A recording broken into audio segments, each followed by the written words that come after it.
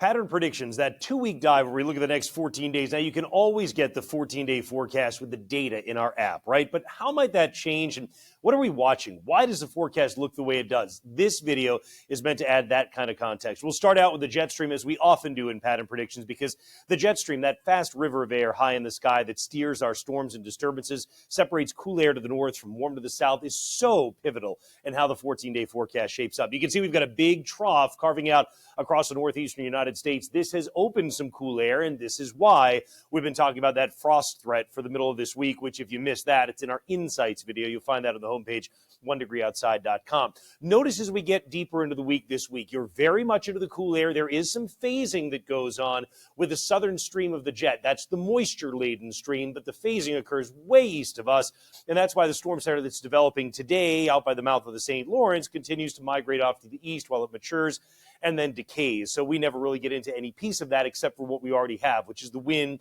and the drier and cooler air. I think what stands out to me about the jet stream pattern, though, as we get into next weekend, is there's a ridge, or basically a bump in the jet stream, an upper level high pressure at that matter, developing right over the eastern seaboard. This is fascinating because this is late into the season for this to happen, and this indicates not only that we'll get warming that comes in here for next weekend, which you'll see in our app in the 14-day forecast, but when you get a ridge that builds right over you like this, a lot of times it can outperform. In other words, a lot of times you'll find it even warmer than it's initially predicted to be. So watch that forecast as we head into next weekend and the beginning of next week, because there's a possibility you'll continue to see that temperature trend go up as we get closer to it being beneath that really kind of unusually strong for this time of the year ridge.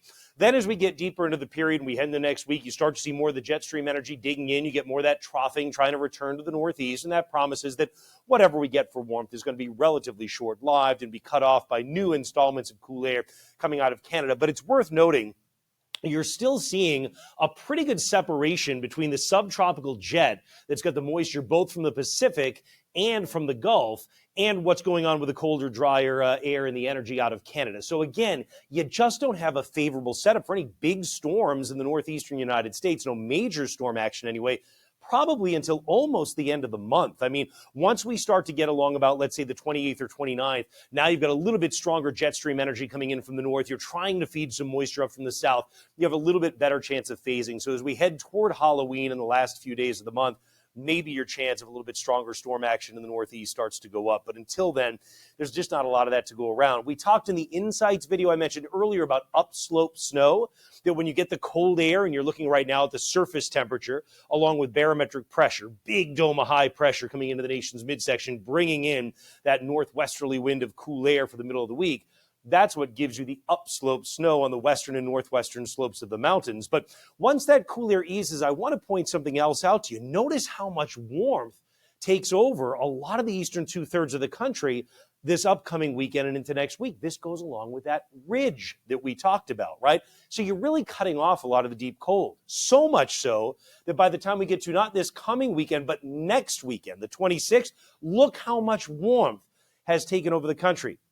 There's another part of this story, though, and this is why we call it pattern predictions, because if you have to look at the large pattern, and if you zoom the view out, by the time we get to the final days of October, we have subzero air building up across eastern portions of Alaska. You've got subzero air building up near the North Pole, and guess where this is really coming together?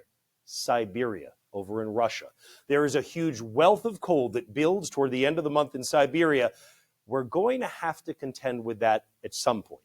And it's early in the season for that kind of cold to be building up. So we'll be watching carefully, particularly as we get, let's say, to the next about 6 weeks. I think by the time you get to the middle and end of November, it's possible you get some chunks of much more meaningful cold air that come in for the early season winter chill. But we'll see how it plays out. In the meantime, obviously, that's just not the case after we get through this week. Here comes the warmth coming back again. Remember, watch those temperatures. They may continue to trend up as we get closer to them. Same thing goes for overnight lows. I mean, really, here's the dip. We talk about frost, a New England average low that drops down near the freezing point for about a while at midweek and then eases. And once it eases, it probably stays that way until, as we talked about, maybe the waning days of the month. Interesting that as you get the cool air, it's dry air, so that chance of precipitation goes down significantly. We've already been drying out in some spots today, and that'll continue to be the case, with the exception of the upslope snow we talked about, and it's a limited chance you get it next week. It just has to do with the timing of jet stream disturbances. I'll say one thing on the tropics here, because I always like to give you a little update on the pattern predictions on what's going on in the tropics. This is the favorability chart, and as we play things through over the course of this week, you can see there is some higher favorability that's located, let's say, around the Dominican and Haiti, but it really gets pinched, and that's because there's a lot of wind shear.